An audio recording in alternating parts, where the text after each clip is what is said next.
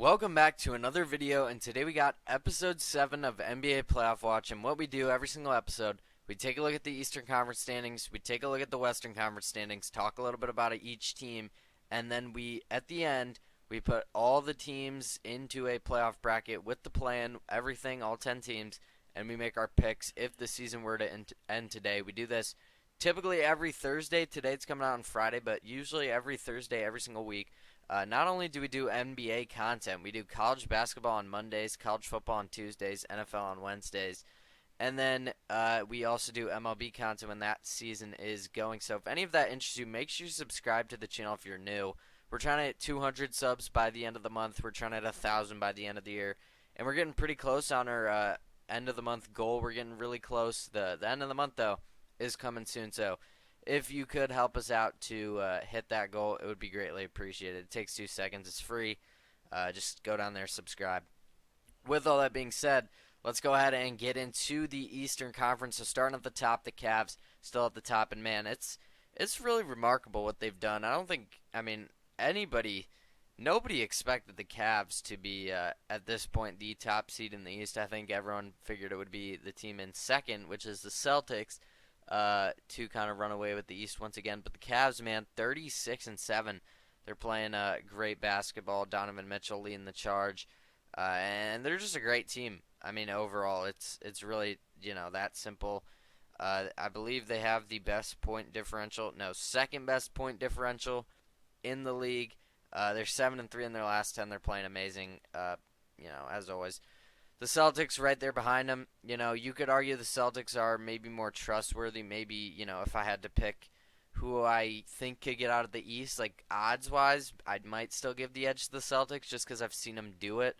But these two teams, the Celtics are 6 games back, but in my opinion, these two teams are very close, very evenly matched. And we'll get to who I prefer right now, but it is very close. The Celtics just a loaded team. They do everything right. The Celtics are, the Celtics are really good. Tatum, Jaylen Brown, Porzingis. They got a loaded team. Peyton Pritchard, Drew Holiday. You could go on and on. The Knicks at 29-16. The offense is just, their offense is really good. Karl Anthony Towns and Jalen Brunson, both all-star starters. They have one of the highest points per game in terms of offense in the league. This Knicks team, last year they were more of a defensive team. Now with them bringing Cat in, they've kind of shifted their focus, but they're still pretty strong on defense as well. One of the better teams on both sides of the ball. They have one of the best point differentials in the East and, in the league in general. They're a very solid team. You can see that. The Bucks at 4.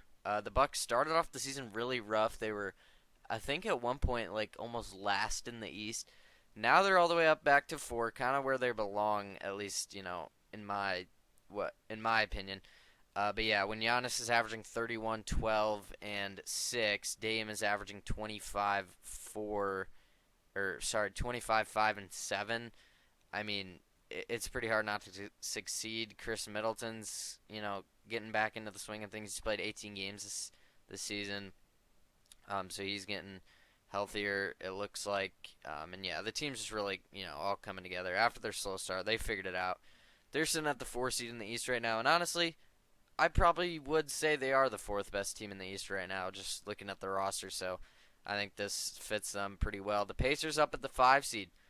The Pacers did struggle out the gates, and Tyrese Haliburton continues to struggle. He's only averaging 18 points per game, 9 assists.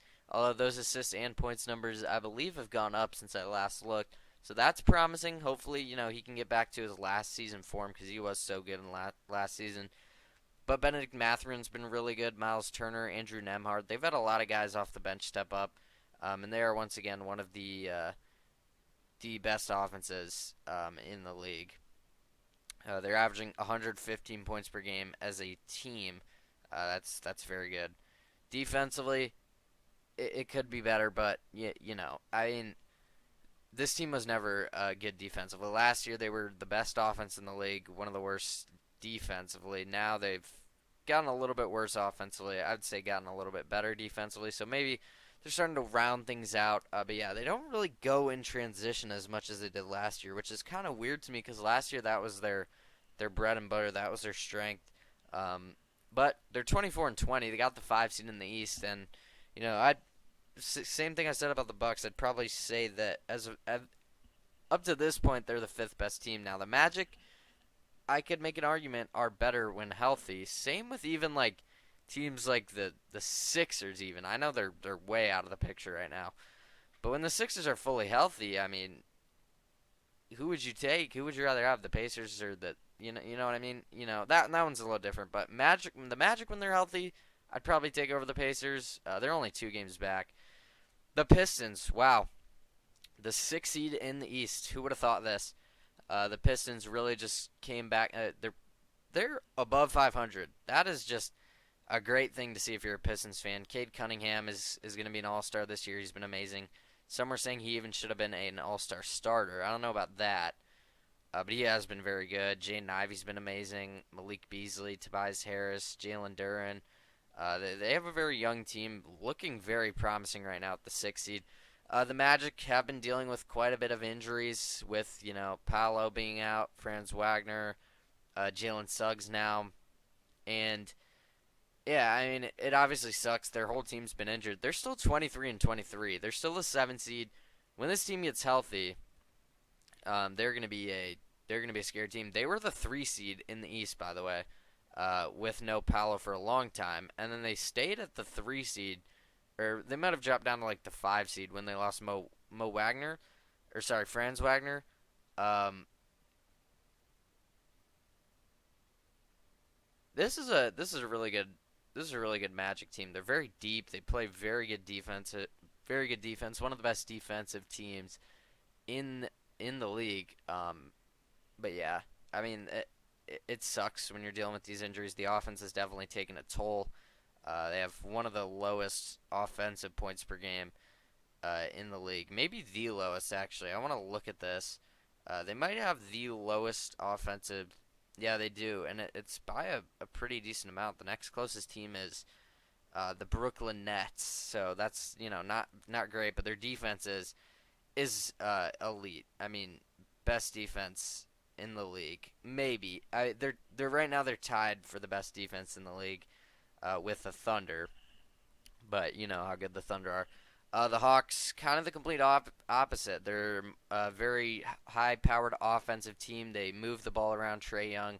I've said this last video. I really like the Hawks this year. I feel like they could be a sneaky team. Maybe take a high seed in the East. Now, depending on their matchup, if they get the Cavs or the Celtics, then do I think they could take them to a game 6 or 7? Probably not. But if they get like the Knicks, I feel like that favors them. Two very high-powered offenses. I feel like the Hawks could win 2 games potentially against the Knicks. Yeah, I don't know. I'm pretty high on the Hawks this year. Trae Young's having a great year, 23 points per game, 12 assists. Jalen Johnson, DeAndre Hunter, Dyson Daniels is averaging a crazy amount of steals right now. I just want to 3.1 steals a game. That is absurd.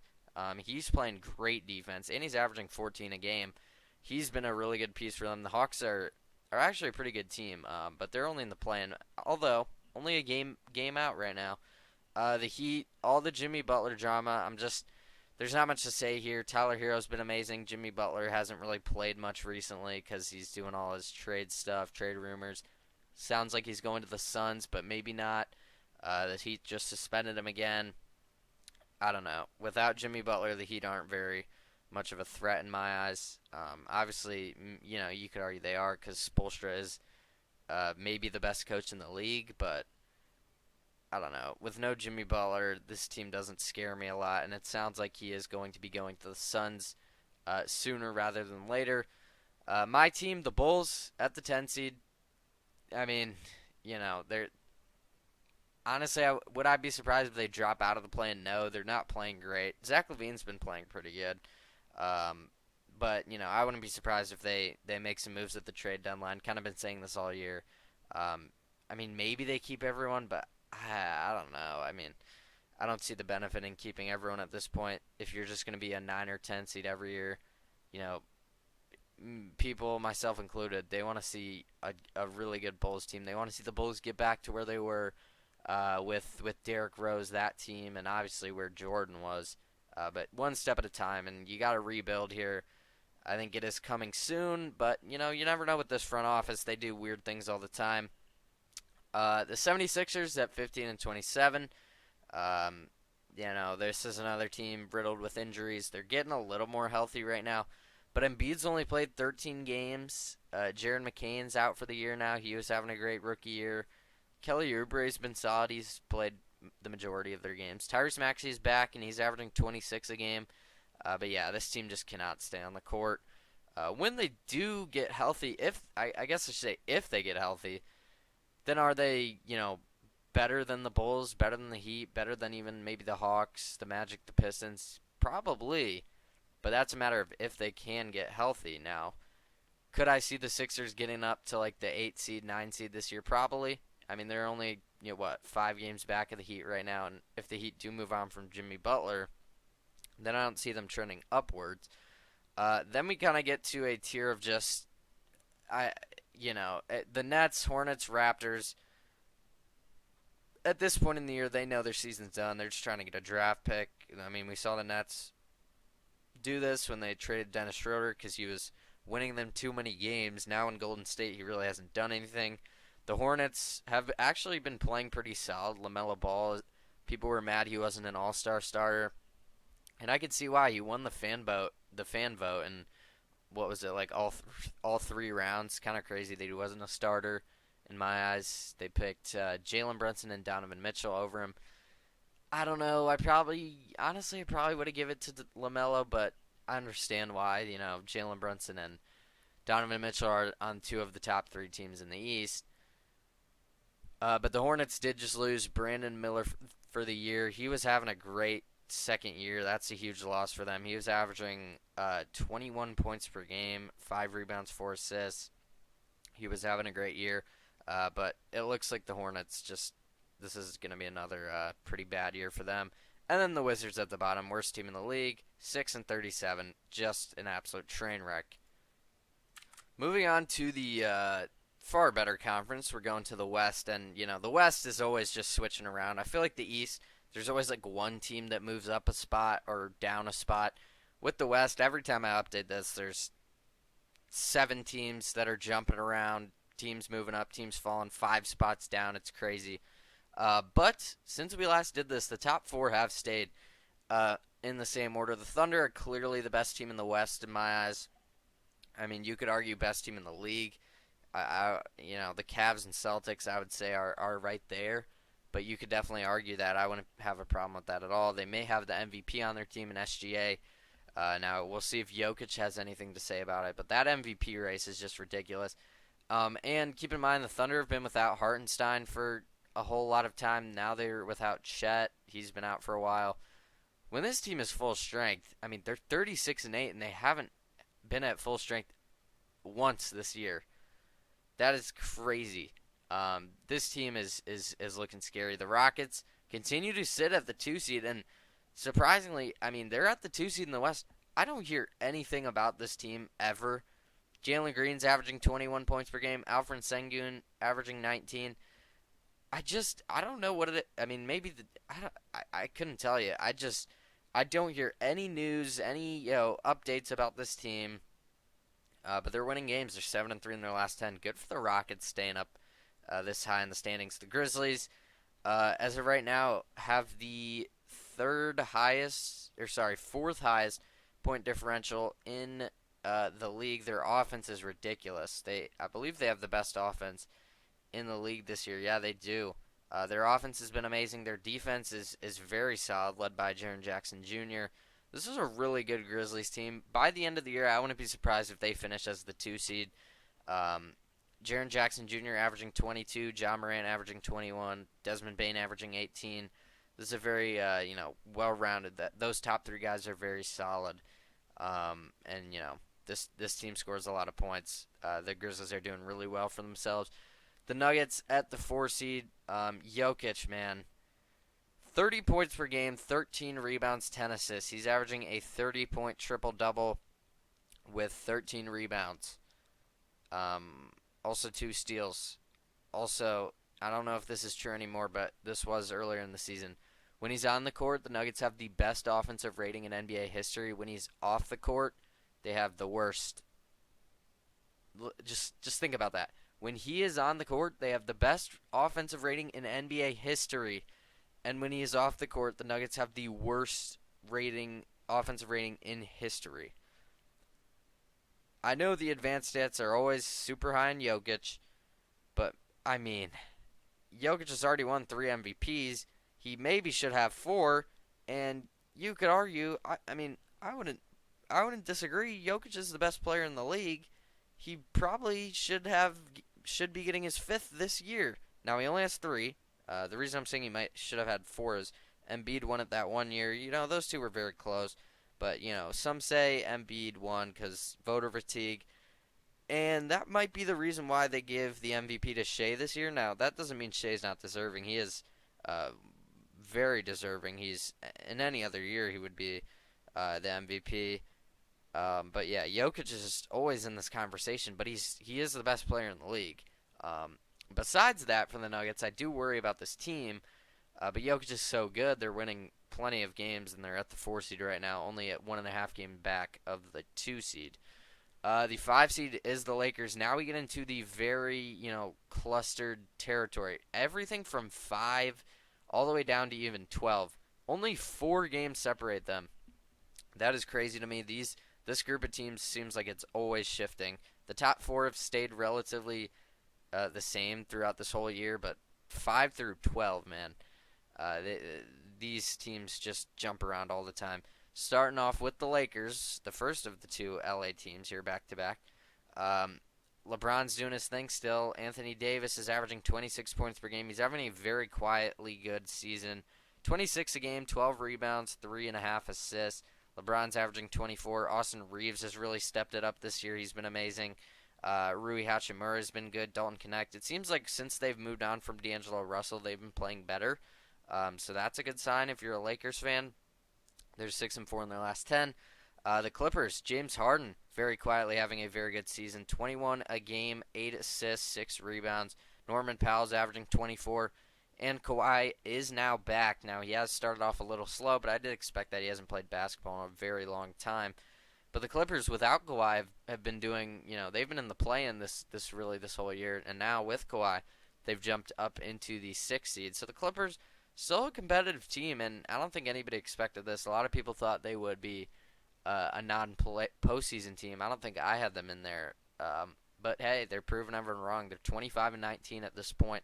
Good for the Clippers. Then we got the Mavericks here at the 7th seed, the defending runner-ups.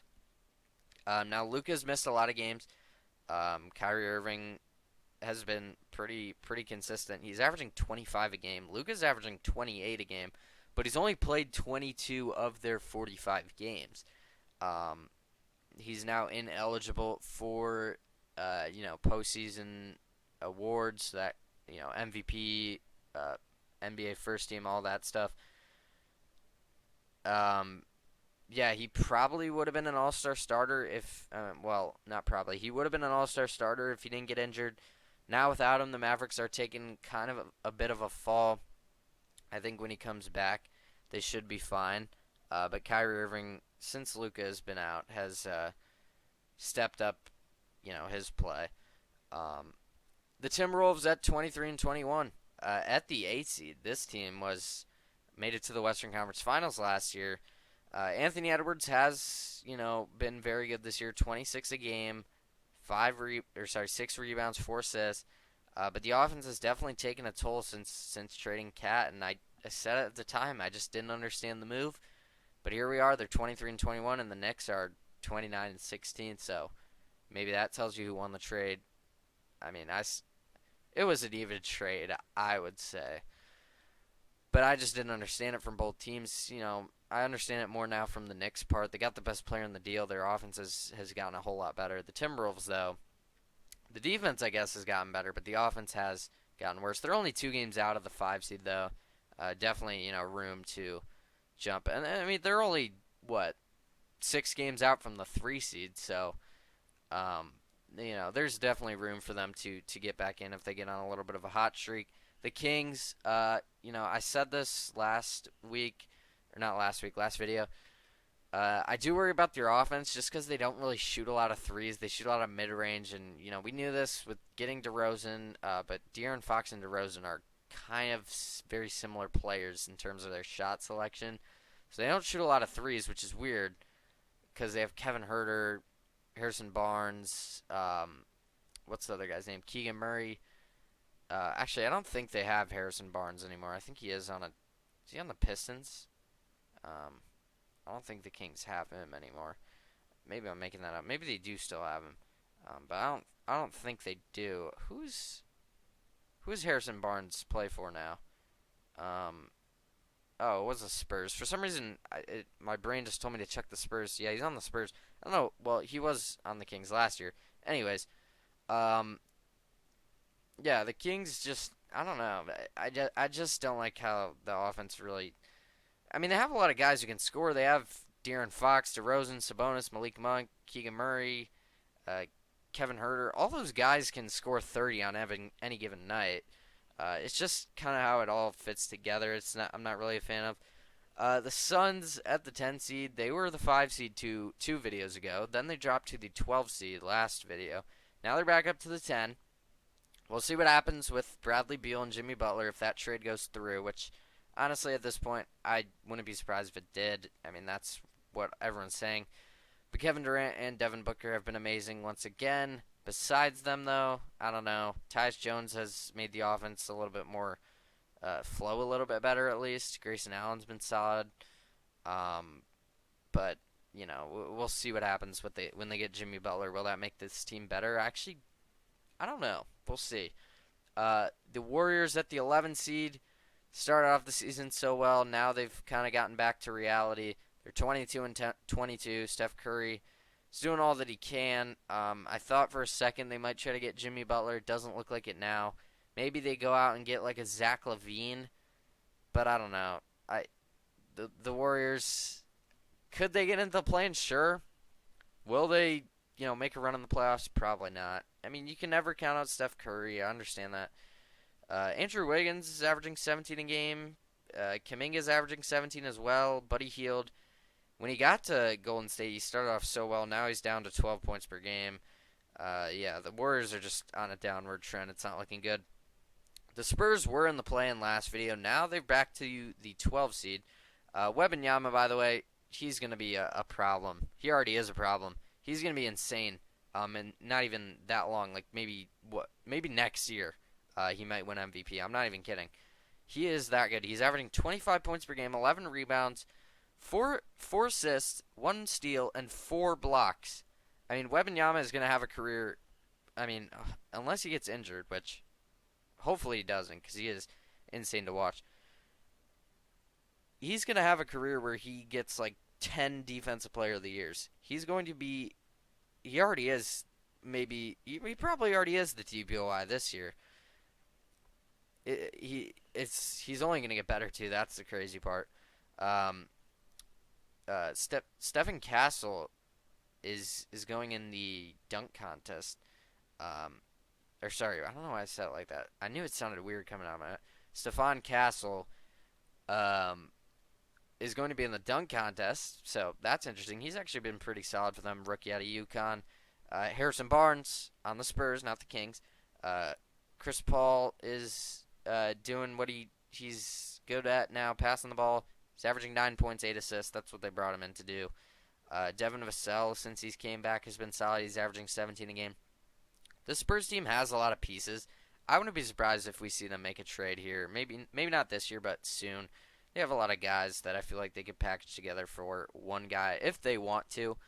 The Trailblazers are here. The Trailblazers, I mean, they're not bad. Anthony Simon, Shaedon Sharpe have been solid, both averaging 18 a game. Besides that, though, they also have just a lot of guys. They're in a rebuild, so they're not trying to get into the play-in. At least that's what I'm believing right now. The Pelicans, just terrible injury luck, 12 and 32. It's pretty sad. The season has kind of gone to waste. I mean, Brandon Ingram's only played 18 games. Zion's only played 10.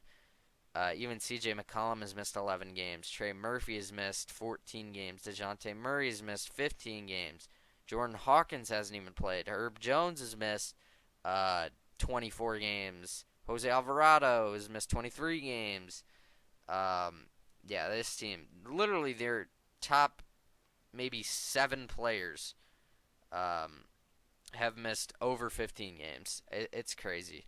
Well, besides C.J. McCollum, but he's missed 13 games. Yeah, it's just crazy. This season, they would have been a postseason team in my opinion if they were healthy all year, but that's the unfortunate reality sometimes. And then the Jazz at the bottom, yeah, I mean they're the worst team in the West here. Lauri Markkanen, 20 points per game. Walker Kessler's had a good year. He's averaging 11 points a game, 12 rebounds, 2.4 blocks. He's been pretty solid. He's having a good bounce back year because his rookie year was so good. Last year he kind of took a step back. Now it looks like maybe it was sophomore slump. But that is going to do it to looking at the standings. Scared some of you maybe thought I was ending the video. Now we get into the fun part, the playoff predictions. Starting off in the bottom left corner, the Mavericks versus the Timberwolves. Now, the Mavericks without Luka Doncic at this point, I don't know. I don't know who to go here. I think if Luka was playing, I'd pretty easily go with the Mavericks here. But the fact that he's not going to be playing because he's injured, I don't think this team has enough with only Kyrie Irving. He has been very good, but I am going to go with the Timberwolves. I know the Timberwolves have been struggling, but I still am going to trust them and Anthony Edwards and all those guys to get the win here. One game over the Mavericks with no Luka. Keep that in mind. Next up in the West, the Kings versus the Suns. Winner go home. I'm going to trust Kevin Durant and Devin Booker. I'm sorry, Kings fans. I really like, they have a lot of guys who can score the ball, but the way that they combine and gel, something about it I just don't like. We'll see if the Suns get Jimmy Butler, but as of right now, even without him, I'm going to take Kevin Durant and Devin Booker. I just trust them in a winner go home. Then we get Kevin Durant versus Kyrie Irving. It would be insane to see this game with Luka. But with no Luka, this is huge. With no Luka, I'm going to take the Suns. Now, keep this in mind. If Luka was playing, I would take the Mavericks over the Timberwolves, which would send the Mavericks to play the Rockets, and then it would be Timberwolves Suns here. And I might take the Mavericks over the Rockets. I probably would if Luka was playing, but he's not playing. He's injured.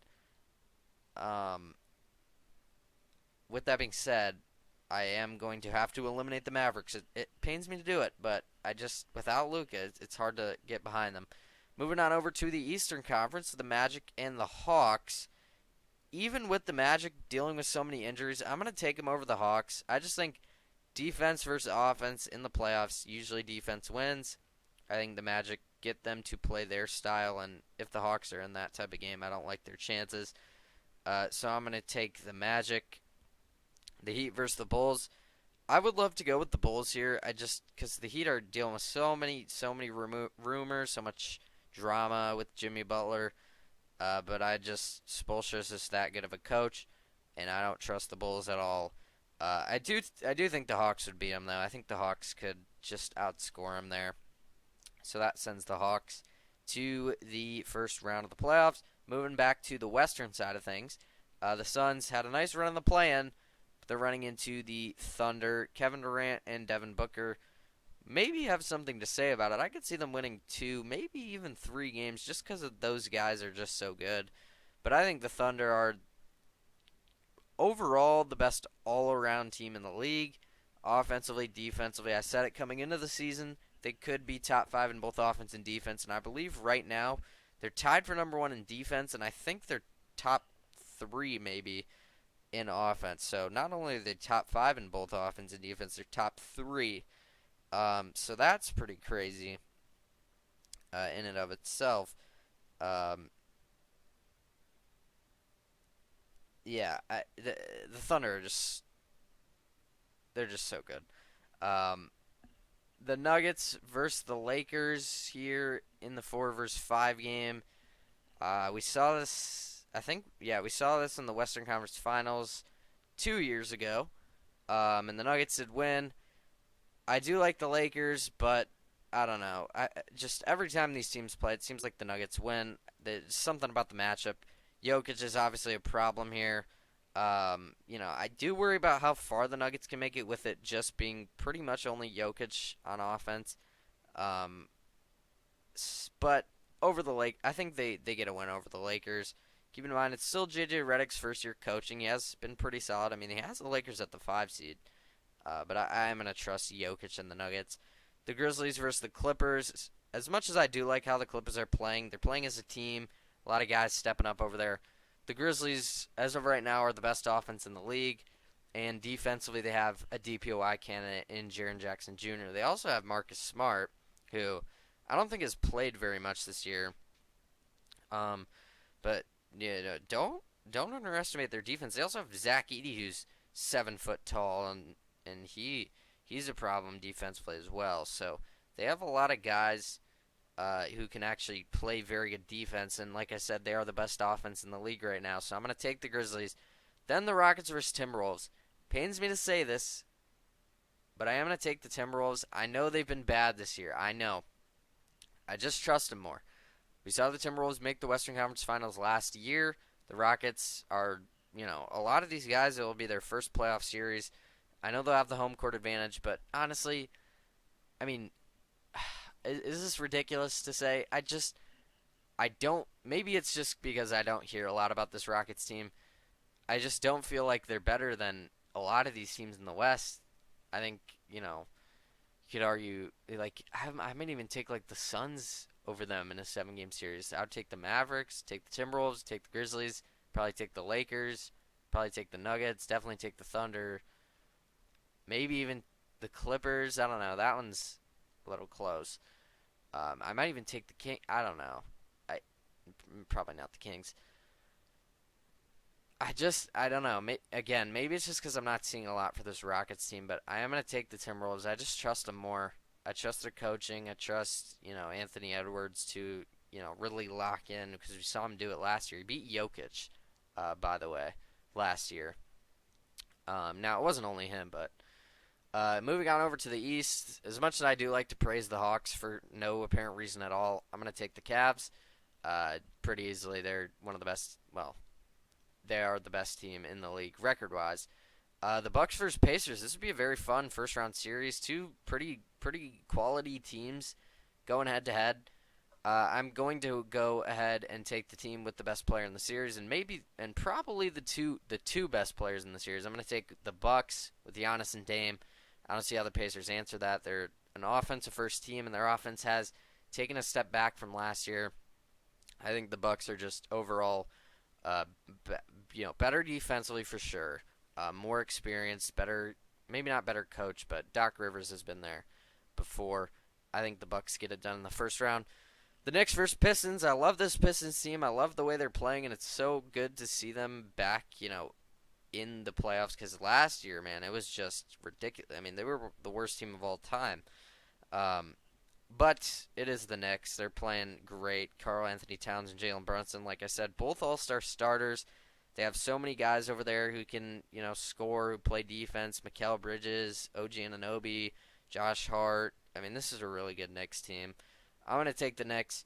The Celtics versus Magic, if the Magic were healthy, they could make it interesting. They could really slow down the Celtics team because that Magic defense is legit. But with all the injuries they're dealing with, they're not 100%. I'm going to take the Celtics here pretty easily. But like I said, I mean, when the Magic are healthy, they're arguably a top 4 team in the East. Um, but as of right now, I'm going to take the Celtics. Moving back to the Western Conference, it's always tough to beat Jokic. But like I said, he can't play the whole game every game. He's so, I mean, I hate to say this, but he's a big guy. He can't take that many minutes. I mean, he's gonna wear out. Now I know he's averaging a 30-point triple-double. This is the battle of the two MVP candidates, but as of right now, the Thunder have the better team. They're playing defense way better than the Nuggets. They're scoring more than the Nuggets as well. I mean, this Thunder team is just absolutely stacked. I'm going to take them here. They also get home court advantage. I'll take them over the Nuggets to the Western Conference Finals. The Grizzlies versus Timberwolves. I will not give the Timberwolves the benefit of the doubt. We're about halfway through the season. I gave them that against the Rockets. But at this point, the Grizzlies' offense is playing lights out. And defensively, like I mentioned, they have so many playmakers. This Grizzlies team, people are sleeping on them, I believe. They were the 2 seed, when was that, 2 years ago when they were all healthy. Last year, the only reason they missed was because they were pretty much the Pelicans of last season. Literally the entire team was injured the whole year. But they're back. They're at the 3 seed right now, and what was it, a game back of the Rockets? Maybe it was a half game back. They could very well end up as the 2 seed, but I do think they would win over the Timberwolves or the Rockets, whoever they played. The Cavs versus Bucks. It's always hard to pick against Giannis in the playoffs, but I think I'm going to have to do it here. The Cavs are just playing so good. Offensively, they're scoring so many points. This is a very deep team. They play for each other. Donovan Mitchell is a problem. I don't know who on the Bucks would take him. I don't know. This Cavs team is playing legit. I mean, I was holding off on them, for a while because they were at the top of the East. I was saying, oh, the Celtics will get them. At this point, I don't think they got a 6-game lead over the Celtics. That's pretty crazy.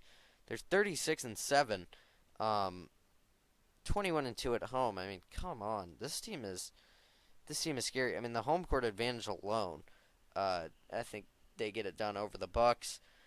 The Knicks versus Celtics. This is a very interesting series because typically I would say the Celtics no problem, but with the way the Celtics, I don't know. They're definitely a title contender for sure.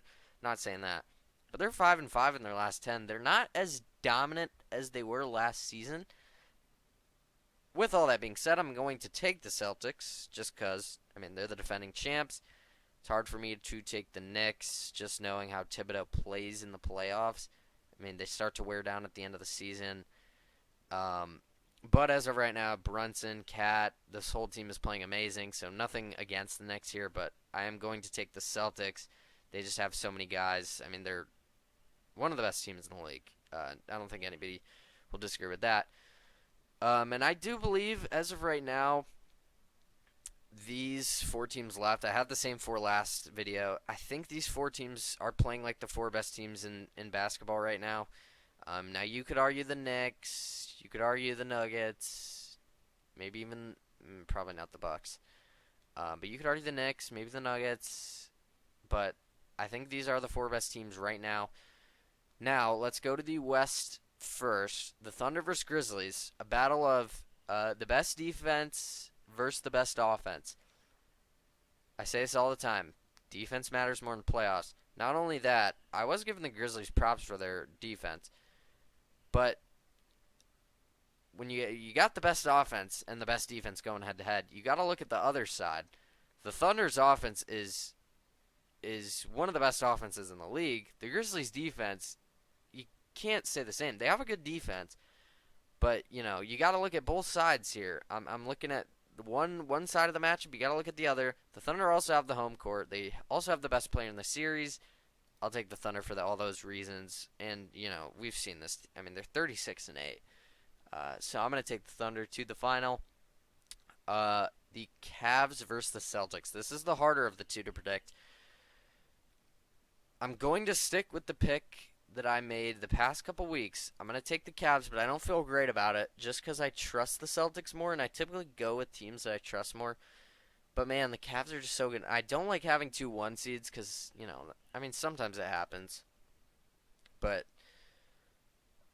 I don't know. I definitely can see the Celtics winning. Obviously, I trust them more. Maybe they're the better team. But we have seen them play, and the Cavs have won. So, I don't know. This is always a tough one to predict. Because these are always the last 2 left. The Cavs just have so many guys. Donovan Mitchell, Darius Garland, Evan Mobley, Jared Allen, Karis LeVert, Ty Jerome's been amazing for them. They've had so many guys step up. And they haven't. Max Strus has barely played. That's a huge loss for them. Um, I mean, so many. They're such a deep team. You can say the same thing for the Celtics. This is why this is so hard to predict. Um, would I be surprised if this was the Eastern Conference Finals? Absolutely not. And would I be surprised if the Celtics won? Definitely not. You could argue the Celtics are the better team on paper, but I'm looking at how these teams are playing right now. I think the Cavs are playing a little bit better, so I'm going to give them the edge. And that sets up a finals matchup that I had for the first time, surprisingly, like 2 videos ago, I want to say. But this has been the finals for the past 2 or 3 vids. Um, and I picked the same team every time. So we saw this game, what was it, 2 weeks ago? The Cavs won very close in Cleveland. Then they played again, what was that, last week in OKC. The Thunder won by, what was it, 30 points. There was points in that game they were winning by 40. The Thunder blew them out of the stadium. I think that's enough. I probably would have picked the Thunder anyways, even if that game wasn't a blowout. I picked the Thunder anyways, even after the Cavs beat them, just because it was in Cleveland. It was one game, and it was very close. And the Thunder's still without Chet Holmgren, by the way, guys. He is out, and I'm still picking them to win it all. This team is ridiculous. The defense is the best defense in the league. Um, them and the Magic. I'd probably give the Thunder the edge, to be honest. Not only that, their SGA is averaging 32. Jalen Williams is averaging 21. Isaiah Hartenstein has been amazing since he's come back, 12 points per game. And then look at this: Lou Dort 10, Aaron Wiggins 10, Isaiah Joe 9, Caruso he's more of a defensive guy, but 6. The other Jalen Williams 6. Cason Wallace, 8. I mean, this is such a deep team. I mean, the Cavs are one of the best offenses in the league. The Thunder are the best defense in the league. And again, I'm going to do this thing I did with the Grizzlies. You got to look at the other way around. The Thunder, one of the best offenses in the league. The Cavs defensively, I don't know if I'd say they're one of the best defenses in the league. So for that being said, I'm going to take the Thunder. Um, I think that's fair to say as of right now. The Thunder were my preseason pick to win it all. And I'm going to stick by it as of this point. We're midway through the season already. It's crazy to say that. But the Thunder are going to be my national champions. I've been talking so much college football. Thunder are going to be my NBA champions at this point in time. But that is going to do it for episode 7 of NBA Playoff Watch. Hope you guys enjoyed this one. If you did, make sure you subscribe. Like I said, we're trying to hit 200 by the end of the month. We're trying to hit 1,000 by the end of the year. Would be greatly appreciated if you could do that. Takes you seconds. It's free. Turn on the noties to make sure you don't miss. We're posting 4 times a week: college basketball, college football, NFL, NBA. We also do MLB content. So again, if any of that interests you, make sure you subscribe. If you are new, links in the description as always. X, Twitch, TikTok, Discord. Make sure you follow all those. Join those if you would like. But with all that being said, that is going to do it. And I will see you guys on Monday with another college basketball Power 40 rankings.